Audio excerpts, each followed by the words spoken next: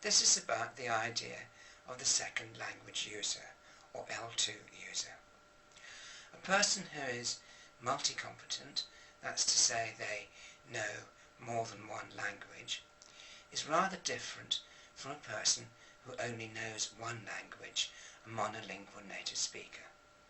What I'm going to do is show some examples of what these differences are. First of all, second language users actually think differently from monolinguals in some ways. The most famous example of this is the idea of colours.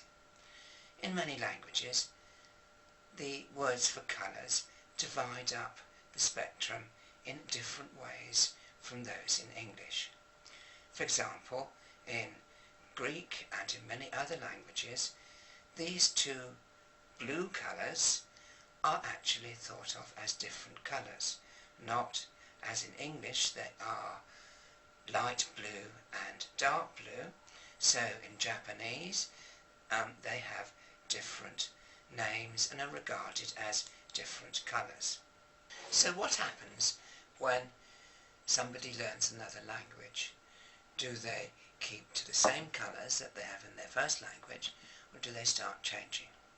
And the answer, certainly with this example, is that Japanese people change when they learn English because they have a different prototype colour for the two blues, that is to say their sort of favourite blue of each kind, and that they also make less distinction between the two colours.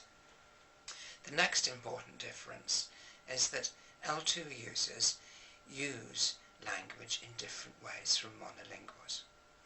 One of these uses is going to be code switching, that is to say the ability to use two languages more or less simultaneously, i.e. to switch from one to the other while you're speaking, a very common use in bilinguals who both know the same two languages.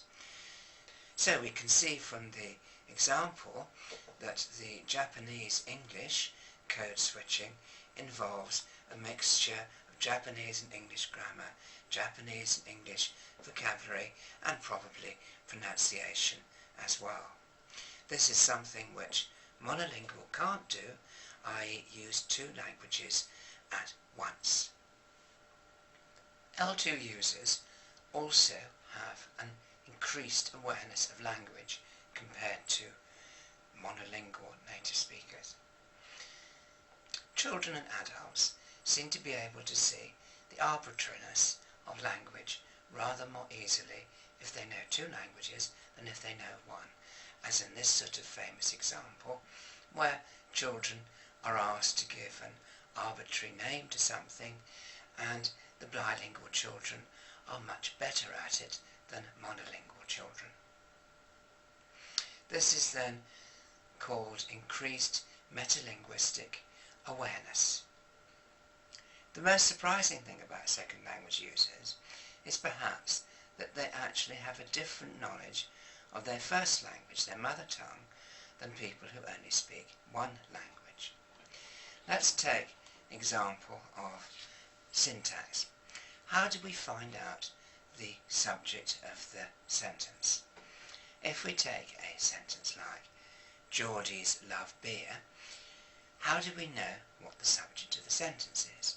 One way of doing it is to look for whatever comes first in the sentence. So if we change the order, we still have the first thing as the subject. If we say beer loves Geordies, to an English person, that has beer as the subject. In some languages it's more important to have the number the same. So if you say Geordies loves beer, again to an English person, Geordies would be the subject, but in a language where the verb has to agree with the subject, beer would be the subject even though it comes last. A third way of finding the subject is that it may have a special form. So we can say he loves it, he is the subject, but we can't say him loves it because him is an object.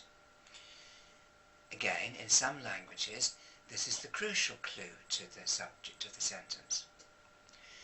And the fourth way is that in some languages, the subject of the sentence has to be alive. So, for example, I can say, I play snooker, but I can't say snooker plays me. You can't have an inanimate subject.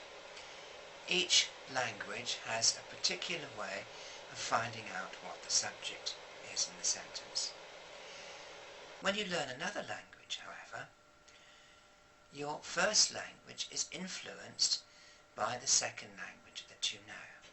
So if you're a Japanese speaker of English, for whom the subject has to be animate, when you know English, you'll find this is a slightly less strong tendency.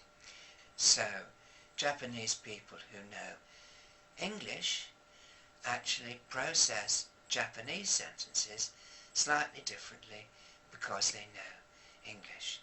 In other words, second language users actually have slightly different grammars in their first language than people who only speak one language. Another characteristic of second language users is that very often they're better at communicating than people who only speak one language. Sometimes this has been shown for children. For example, Hungarian children who've been taught English write better Hungarian essays than children who haven't been taught English. And also we can find this in very many literary figures who speak more than one language.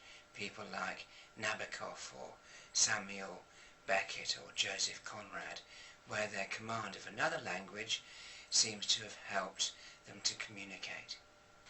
Finally, one of the most intriguing aspects is that people's brains change according to what they learn.